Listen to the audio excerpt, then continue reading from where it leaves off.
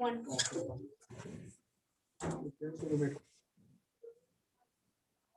Yep. Return for the thing then?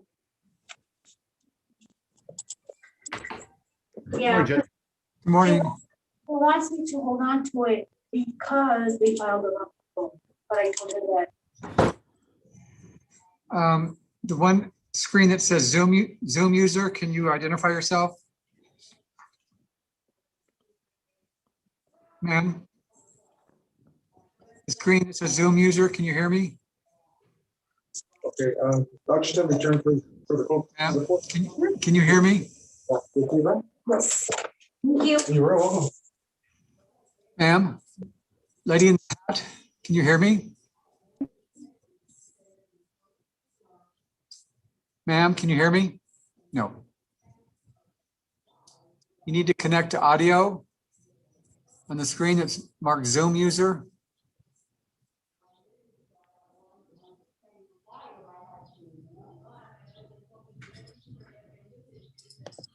I'll send her a chat.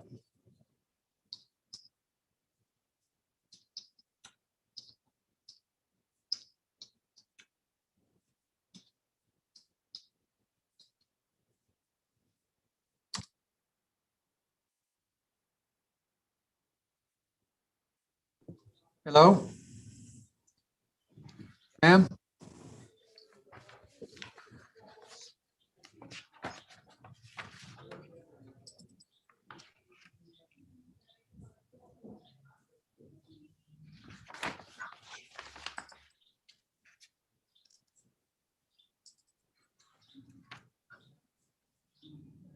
Can't get her attention. Judge, I believe her name is Michelle. Let me see. Michelle Lopez. Okay. Ms. Lopez, can you hear us?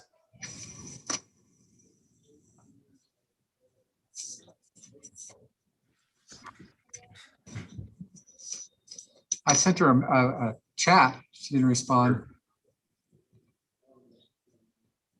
Let me guess. Hello. Hello. She's talking.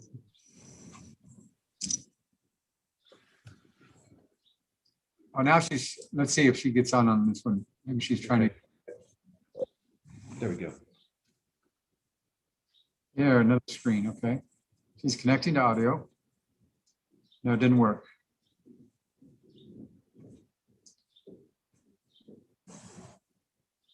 Can you hear me, Mrs. Michelle or Ms. Lopez?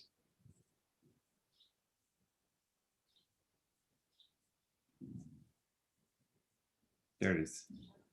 Now, if you can unmute, there's in your screen, in the screen that you have, there's a blue. Yes, I'm using my God, phone. The computer wasn't working. I'm gonna close this one. yeah, I'll close the one that you're not. Okay, I'm gonna use my, Great. Okay. Okay, hi, Mr. Beltran, how are you doing? I'm doing fine, Judge. You were going to make an announcement, Mr. Beltran, did you all, or no? No. Okay. Okay, we're here on a motion for summary judgment. Is it Ms. Lopez? yes. Okay. And you have the power of attorney for Richard Athens, is that correct? Yes, sir. Yes, Your Honor. You were the one that filed the answer, okay. Say it again. You were the one that filed the answer on his behalf, under the power of attorney. Then I filed an answer. Is that what you said? Yes, ma'am. Okay, yes, I did. Okay. I just want to make sure you're one and the same person. Yes, Your Honor. Okay, thank you. Okay, Mr. Beltran, you want to proceed? Sure, Your Honor. We're here on a motion for summary judgment. This is arising out of a motor vehicle sales contract alone. There was a default that occurred. The car was repossessed, sold. I understand from the answer filed by Ms. Lopez that their contention is that it was sold for less than what they had a previous offer. Nevertheless, it was sold, and we're here on trying to seek judgment on the deficiency balance. We After they filed their answer, we did file the motion for summary judgment. No response was filed. However, since this is Justice Court, of course, Ms. Lopez has the right to present any evidence she has today. From her answer,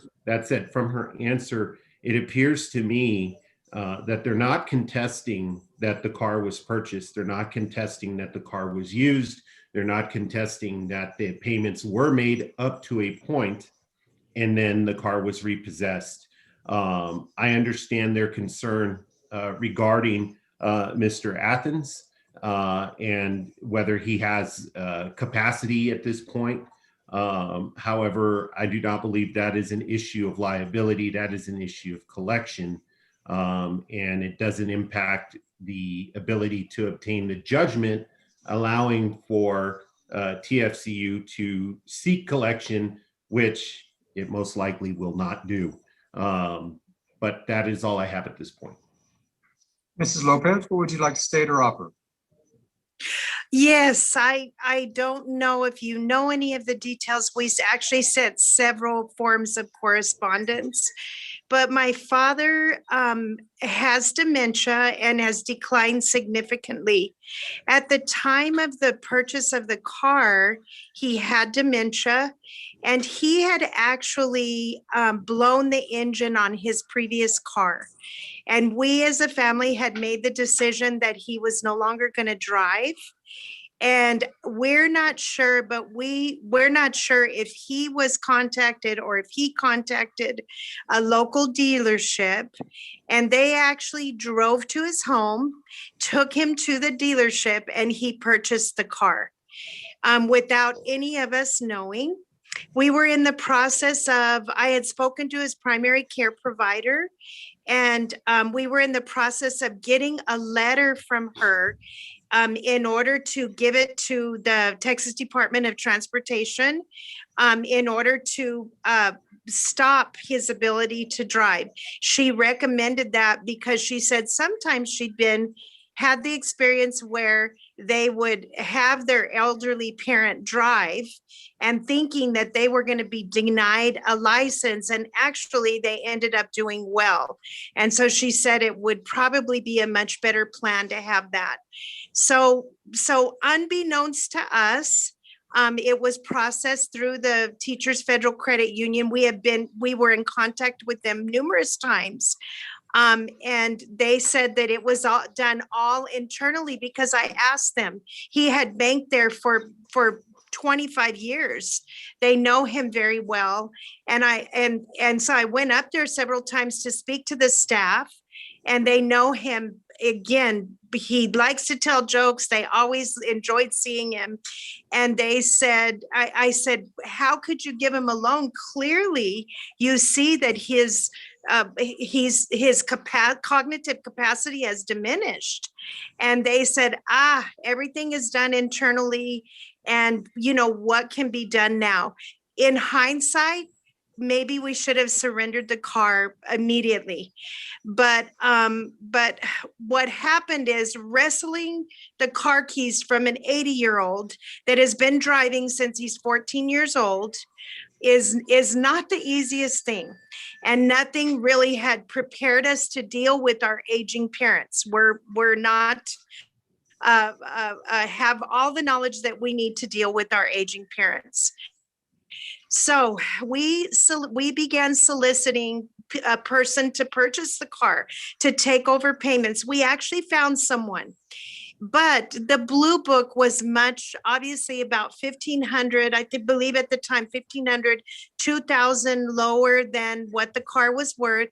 And she actually went into the bank and the credit union and tried to arrange purchasing the car. And it basically was told that they really didn't operate that way anymore, that and suggested that we just go ahead and surrender it. And then we were shocked when the next month they sold it not for $1,500 or $2,000 less, but for $5,000 less. And personally, I feel like the entire process, I feel like the dealership was at fault. I feel like the credit union was at fault when they are dealing with people that are 80, 90 years old. I think that they need to exercise their policies in a different way. And so I don't know if you want to ask me some questions. His only income is his Social Security. And again, we tried to deal with this the best way that we could, but we feel like we are not the only ones that were at fault. And he certainly paid the payments until we moved him to like assisted living setting. But he made every payment when the car was not being driven. He paid his insurance. And then at that point, we decided, because of his diminished cognitive state, that we would pursue a different living environment. And at that time, made the choice to surrender the car. So that's the story in a nutshell. When was the car surrendered? I don't remember all the details. Yeah, I mean, it was like 2 years ago. I want to say it was fall. Oh, it was February of 2019, maybe. According to the documents, it wasn't purchased until June of 2019. Excuse me? According to the documents, it doesn't look like it was purchased till June of 2019. Okay, then it was last year. It was February of 2020 then. It was a year ago. Okay, I understand and I appreciate your concerns about your father's condition now, but what I'm concerned, all I'm interested in is his condition on June of 2019. I haven't heard anything to evidence or any evidence provided that, you know, he wasn't competent at that time. You know what? We'll be happy to provide information from his doctors. Yes, very much. He had dementia. He had dementia at that time. It has progressed since that time, but certainly anybody that would have interacted with him, I believe, could have seen his diminished state. Yes. Well, today's the, you know, now's the time to offer that. Okay. No one ever requested that in writing, but I will be very happy to provide that. He goes to the VA and he has a new primary care doctor, but certainly we can provide that information. Well, the time is now. What I'm saying is this was served back in May of 2020. Yes, we just yes 6 or 7 months to assemble whatever dementia you had. Now, I mean, we've never done this before. You know, so we're still learning with this dementia how to respond, but we can certainly provide information. I don't know if we could maybe call his doctor right now and see if maybe she would be interested. So. No, Your Honor. Yeah, go ahead. If I may, even assuming they were able to present some evidence that Mr. Athens was suffering from dementia at the time of purchase, I don't see how that's going to be evidence that the dealership knew, because if the loan was executed through the dealership to TFCU, I don't see how that's going to move the ball in any direction other than where it's going right now. We would have to know, and there would have to be some knowledge that, or specific knowledge that a loan was being approved for somebody who knowingly had dementia. And I don't know how we're going to get that evidence. I have to say to you, I don't know your name. Obviously you're not Angelica Carreon Beltran. But I have to say to you, I don't know if you have dealt with elderly parents and if you have dealt with dementia, but it can be seen in different ways. And yes, they can come across as somewhat competent, but absolutely at that time, he was not driving because we did not feel that he was safe to drive. And that a dealership would pursue him and drive to his home and get him and take him to the dealership is completely outrageous. And that you would support that, and that you would support giving him a loan when they have picked him up and taken him to the dealership. Mrs. Lopez? Yes. Those are allegations. That's your belief and thought, but those are just allegations. If you wanted to pursue that, you should have pursued that. And that would be the cause of actions against the car dealership. Mr. Beltran represents the lender. He does, and I'm saying that their lending practices need to change. When they are lending to elderly people, their practices need to change. If they had seen Mrs. him Lopez, in Mrs. person- Lopez, I'm going to stop you. You need to provide Okay, evidence of what you're claiming. Just okay. coming onto the Zoom and espousing these things that your beliefs does not make it evidence or proof of it. So It's not a belief. It is the truth, and we will be glad to provide information from the doctor. the time has come for that and you didn't do it. So I'm going to make a decision based on the evidence presented today. And based Okay, with the evidence presented today, I'm going to grant the summary judgment and the amount of the 4,000, I believe, okay, and he doesn't have the money to pay it. He lives strictly on Social Security, and he does not have the money to pay. Mr. Beltran, I think, is there an order that was attached to it? Let's see. There is an order. There is a proposed order, Judge. Okay, let me just find it. 1 second.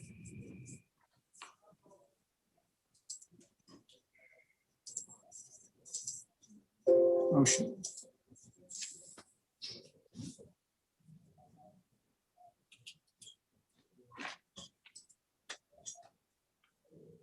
Judge, it's under the motion for summary judgment.